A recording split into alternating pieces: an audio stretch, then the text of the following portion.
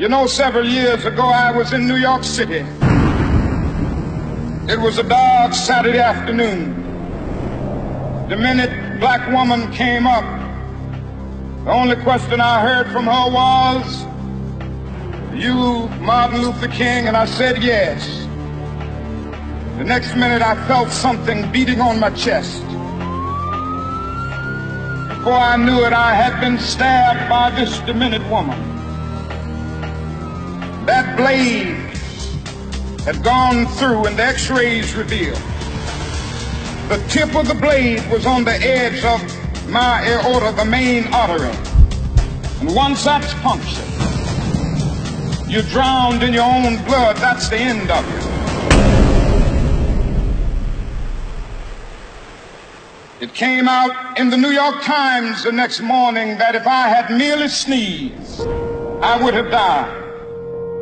After my chest had been opened and the blade had been taken out, from all over the states and the world, kind letters came in.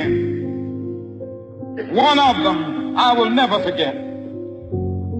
I had received one from the president and the vice president. I've forgotten what those telegrams said. I received a visit and a letter from the governor of New York, but I've forgotten what that letter said.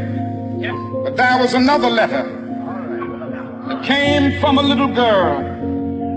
Said simply, "Dear Dr. King, while it should not matter, I would like to mention that I'm a white girl. I'm simply writing you to say that I'm so happy that you didn't sneeze." And I want to say tonight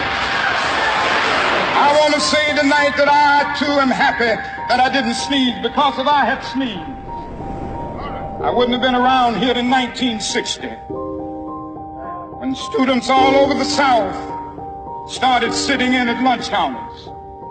And I knew that as they were sitting in, they were really standing up for the best in the American dream, and taking the whole nation back to those great wells of democracy which were dug deep by the founding fathers in the Declaration of Independence and the Constitution. If I had sneezed, I wouldn't have been around here in 1961 when we decided to take a ride for freedom and ended segregation in interstate travel.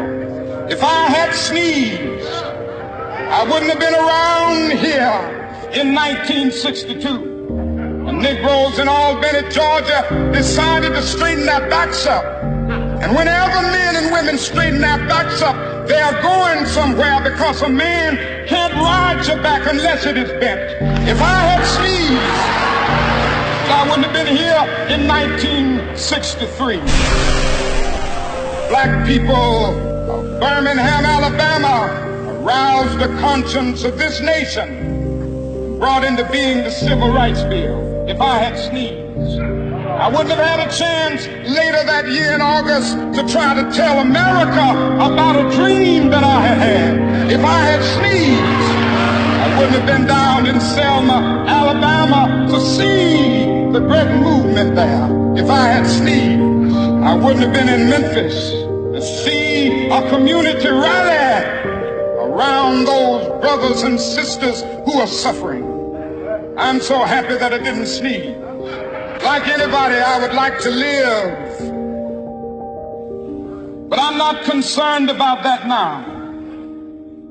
I just want to do God's will. So I'm happy tonight. I'm not worried about anything. I'm not fearing any man. Mine eyes have seen the glory of the coming of the Lord.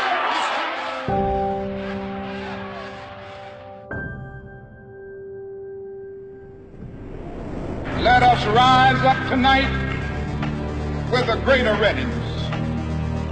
Let us stand with a greater determination in these powerful days, these days of challenge, to make America what it ought to be.